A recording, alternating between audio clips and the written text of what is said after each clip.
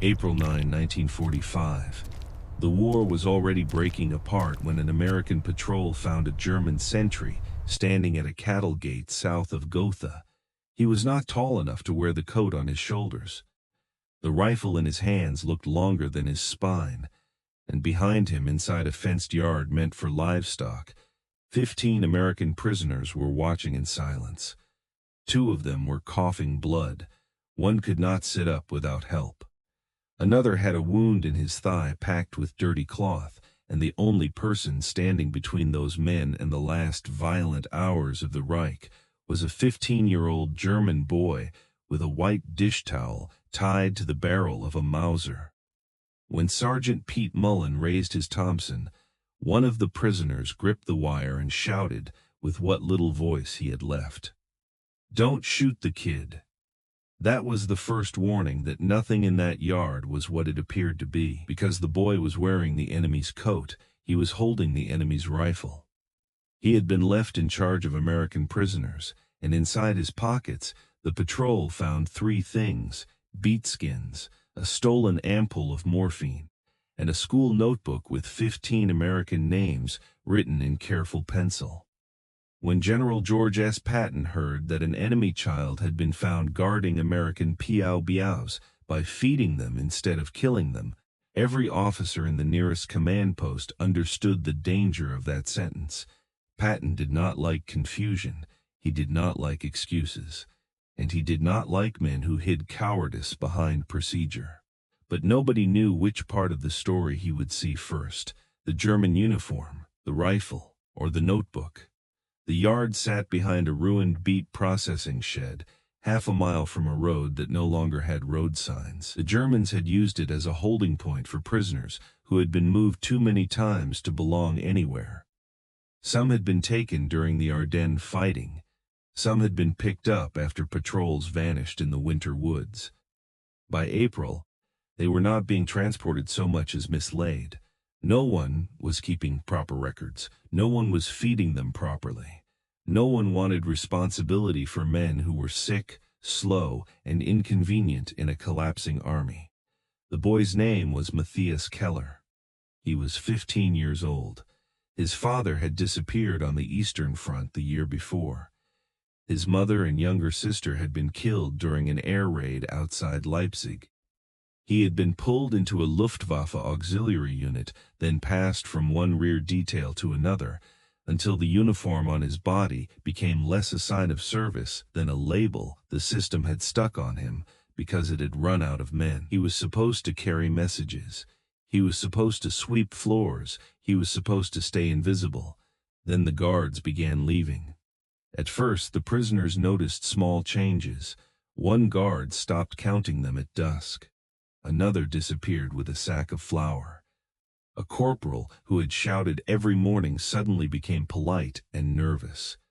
By the 3rd day of April, only 2 SS men remained at the yard, and those 2 were not guarding the prisoners anymore. They were guarding their own fear. They knew the Americans were close. They knew the roads were filling with soldiers trying to look like civilians. And they knew that 15 American prisoners behind wire could become evidence if anyone asked why those men had been left to starve. So they made a decision that sounded practical to them. Before they ran, they would shoot the sickest prisoners. Then the yard would be empty. No witnesses, no delay, no problem.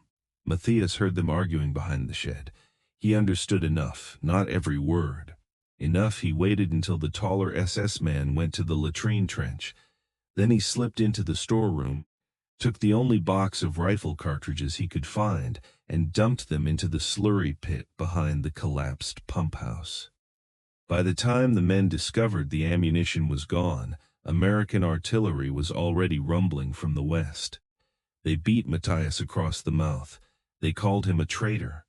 One of them put a pistol against his cheek and told him to open the gate anyway. But the prisoners were watching. The road was shaking, and the 2 SS men were out of time. They left with their pistols, a sidecar motorcycle, and the last full loaf of bread in the shed. Matthias stayed. That was the choice. Not the one the uniform had been made for, not the one the army had ordered, the one that existed after all the adults had fled. For 4 days he kept the yard alive. He pulled beets from a frozen clamp behind the shed, hacked away the blackened parts with a dull bayonet, and boiled what was left in a dented laundry pan. He found 2 tins of horse meat in a smashed supply wagon and gave both to the prisoners. He filled a milk can with ditch ice, melted it over boards torn from a stable door, and carried cups of warm water to men whose hands shook too badly to hold them. At night he stood outside the gate with an unloaded rifle, because he had learned something the prisoners did not know. The uniform still frightened people. Local men who might have robbed the yard turned back when they saw him. 2 retreating soldiers passed on the road and shouted at him to join them.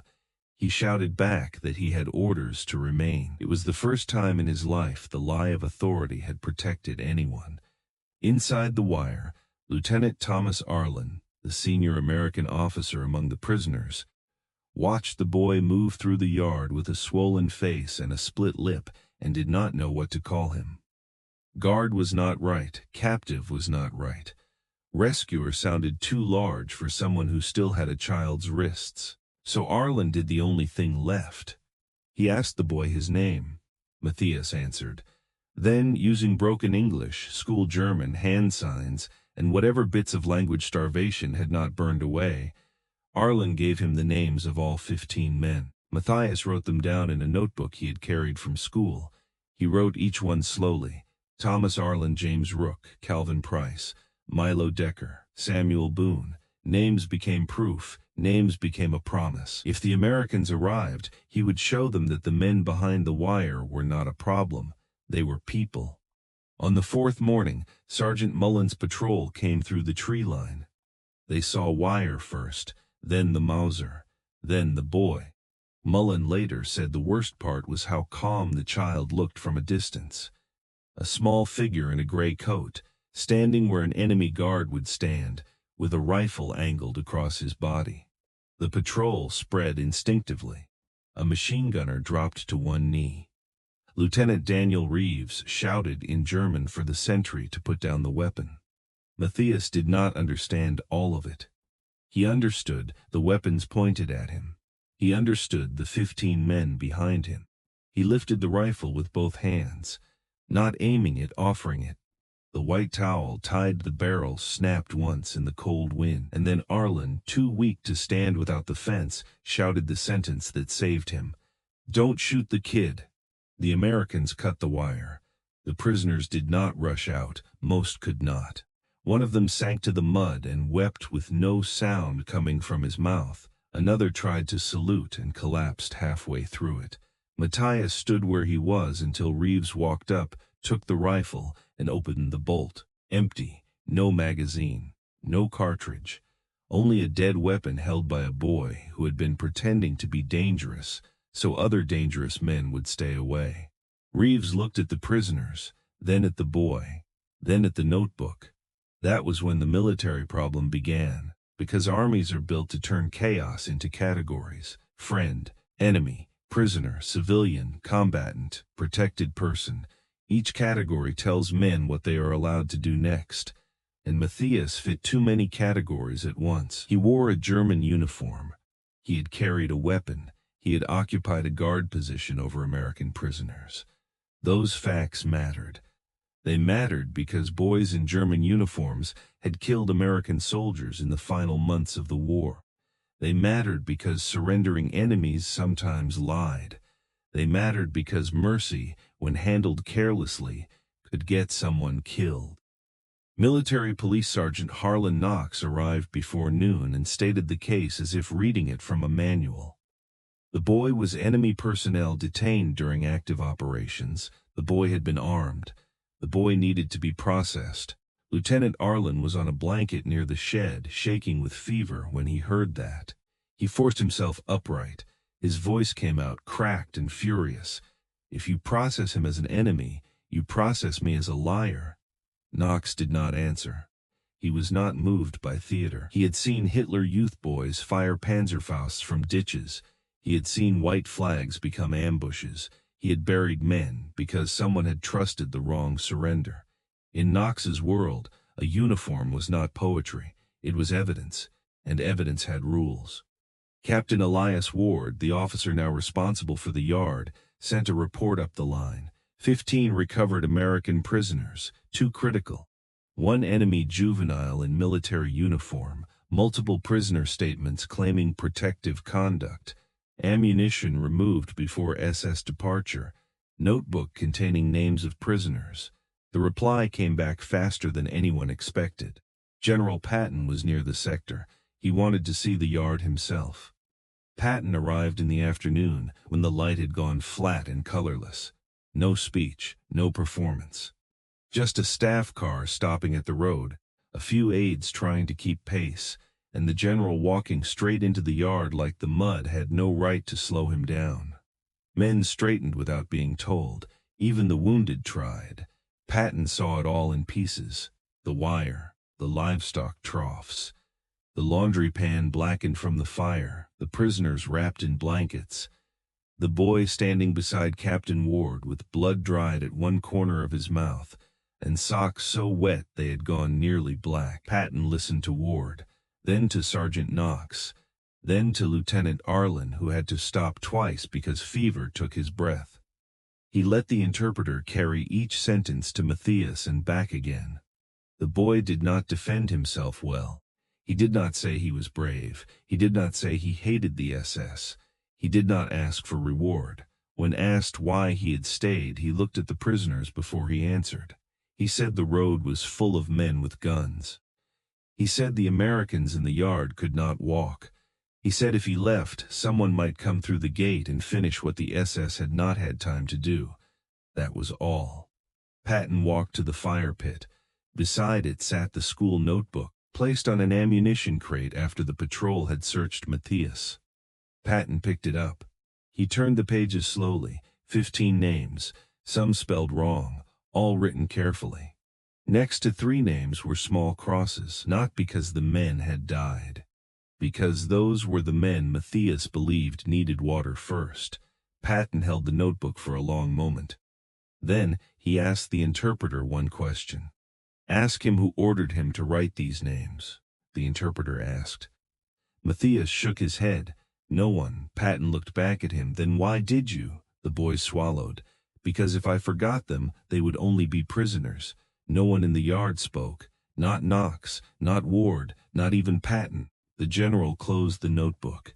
He turned to the prisoners and asked whether any man present had been struck by the boy. No. Denied water by the boy. No. Threatened by the boy. No. Arlen raised a trembling hand and said Matthias had taken a beating to keep the cartridges away from the SS. Private James Rook, lying on a stretcher, added that the boy had given away food before eating any himself. Another prisoner said Matthias had stood at the road after dark and told passing German soldiers he had orders, even though the rifle in his hands could not fire. Patton listened. Then he turned to Knox. The MP sergeant stood rigid. His jaw was set. Patton asked him if the manual covered this exactly. Knox said it covered armed enemy personnel. Patton nodded. "Technically," he said, "you are not wrong." That was the moment every man in the yard seemed to stop breathing. Patton stepped closer to Matthias. He took the oversized German coat by the collar, not roughly, and looked at the sleeve where an insignia had been torn away. Then he spoke, low enough that the interpreter had to lean in. "The uniform tells me who handed him the rifle." He turned toward the prisoners. "Those men tell me what he did with it." Patton handed the notebook back to Captain Ward. Then the orders came fast. "Feed the boy, treat his feet, photograph the yard, take sworn statements from every prisoner still able to give one. Record the removed ammunition, record the notebook, record the beating." The boy was to be held under civilian protective custody, not prisoner of war detention, until legal review could catch up with common sense. Knox started to object. Patton cut him off without raising his voice. "If you need a category, Sergeant, write this one down." He pointed toward the fence, the empty rifle, the laundry pan, the 15 names. Useful human being, that should have ended it. It did not. Field mercy is one thing, paper mercy is another. 3 days later, in a requisition courthouse with glass missing from half the windows, a staff colonel named Arthur Baines reviewed the report and circled the same facts Knox had spoken aloud. Uniform, weapon, guard position, active operations. Baines was not cruel. That made him harder to dismiss. Cruel men are easy to oppose. Institutional men are harder because they often have reasons, and some of the reasons are good ones. Baines had processed cases involving boys younger than Matthias who had killed Allied soldiers. He had seen surrender used as bait. He believed that exceptions, once made carelessly, became cracks. And cracks in wartime became graves. Captain Ward argued from the facts. Lieutenant Arlen argued from his hospital bed by signed statement. A legal officer named Major Edwin Shaw argued from a narrower place, the law itself. Shaw found a route, not a grand one, not clean. A provision meant for enemy personnel who had materially protected captured Allied soldiers. Medical aides who treated prisoners against orders. Camp clerks who hid execution lists. Local guards who prevented killings. It had not been written for a starving 15-year-old with a school notebook, but it did not exclude him. For 11 days, the paperwork moved through rooms that smelled of damp plaster, cigarette smoke, and boiled coffee. The prisoner statements were taken one by one. Arlen testified that Matthias had prevented the shooting of the sickest men by removing ammunition. Rook testified that the boy had carried melted ice to him through the night. A medic confirmed Matthias was underweight, frostbitten, and bruised in a pattern consistent with a beating. The notebook was entered as evidence. The ammunition pit was photographed. The laundry pan was photographed. Even the white dish towel tied to the rifle was tagged and folded into a paper envelope. Baines read it all. Then he asked Major Shaw the question everyone knew was coming. If this boy qualifies, where does it stop? Shaw did not pretend the question was easy. He said it stopped at evidence, not feeling, not pity. Evidence. 15 living men, an empty rifle, a missing ammunition box, a notebook of names, food given away by someone who had almost none, a beating taken from men who wanted the prisoners dead. That is not sentiment, Shaw said. That is conduct. The room went quiet. Baines looked down at the papers. For the first time, he touched the notebook. Not the report. The notebook. Its cover was soft from weather. The pencil marks were uneven where Matthias had written with cold hands. Finally, Baines removed his glasses and said the line that decided it. Then let the record show what the conduct was. Matthias was formally reclassified under civilian protection 2 days later. The document did not call him a hero. Documents rarely know how. It said his actions demonstrated protective intent toward Allied prisoners. It said no hostile act by him had been established. It said detention as enemy combatant was not warranted. Dry words, thin paper, enough to keep a child out of a prison cage at the end of the war. When the interpreter explained it, Matthias listened without moving. Then he asked whether Lieutenant Arlen was alive. The officer present said yes. He asked whether the man with the cough had stopped coughing blood. The officer said he was improving. Matthias nodded once. Then he folded the paper so carefully, it looked like a prayer he did not know how to say. The 15 prisoners did not forget him.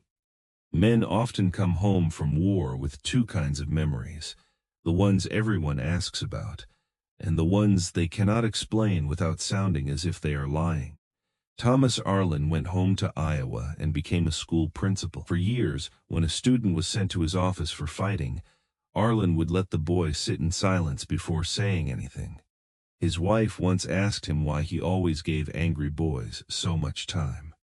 He told her only once that the angriest uniform he ever saw had been worn by a child who saved his life.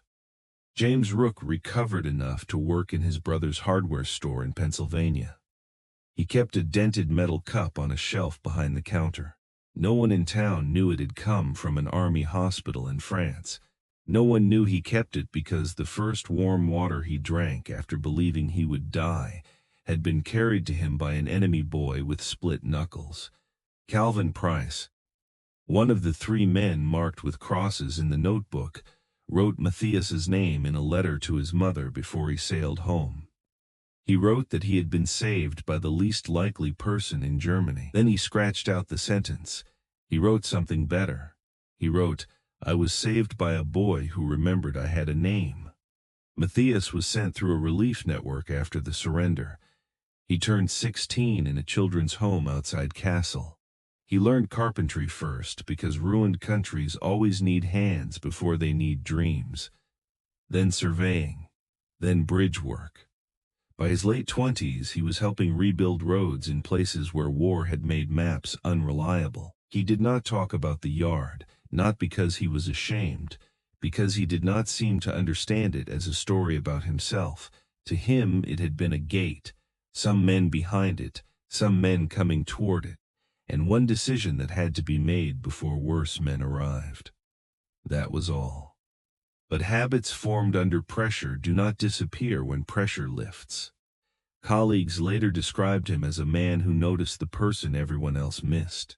A driver too tired to continue, a young engineer afraid to admit a calculation had failed, a widow at a distribution station who did not know which line to stand in. Matthias had a way of staying near trouble without making a speech about it.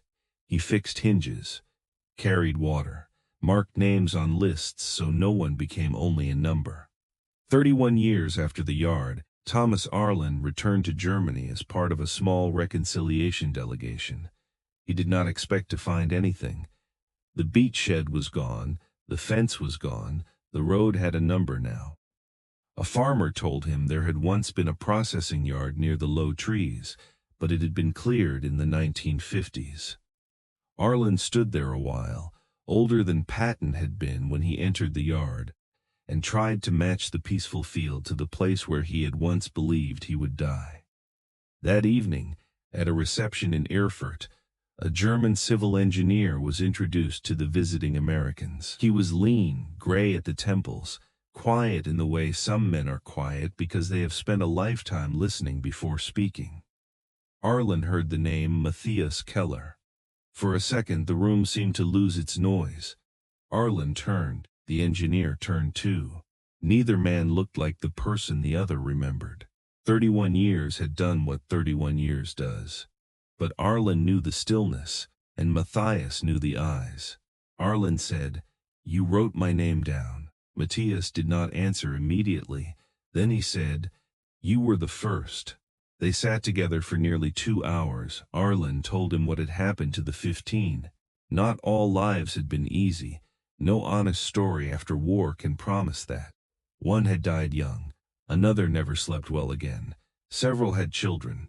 Some had grandchildren. Most had worked ordinary jobs, paid mortgages, complained about weather, repaired roofs, forgot small things, remembered impossible things.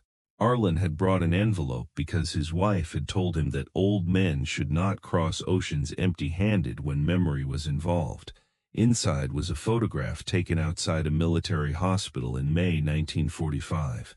15 men. Some standing, some seated. One leaning on crutches, all alive. Matthias held the photograph with both hands. He did not cry, at least not in the way people recognize quickly. His face simply changed. The guardedness that had lived there since boyhood loosened for a moment, and something younger looked out. Arlen told him to keep it. Matthias kept it. After Matthias died in 1998, the photograph was found on the wall above his desk. There was no caption. No explanation. His colleagues knew only that it mattered. 15 American soldiers standing in hospital light, squinting toward a camera, alive in the stubborn and undeniable way of people who had been expected not to be. No one in that office knew about the cattle gate, or the white towel, or the unloaded rifle, or the school notebook with crosses beside 3 names. No one knew Patton had once stood in the mud and decided that a uniform could not be allowed to erase an act of mercy. But they knew Matthias. They knew the man who stayed late when a bridge calculation would not resolve. The man who brought food to people too proud to ask. The man who kept lists because names mattered. The man who seemed unable in any country and under any flag to leave someone stranded on the wrong side of a gate. That is why the story survived. Not because it changed the outcome of the war, not because it appears in marble, not because it made a famous general merciful for one afternoon. It survived because at the end of a war built to turn human beings into categories, a starving boy looked at 15 enemies and wrote down their names. A war can hand a child a rifle. It cannot always command what he does with his hands.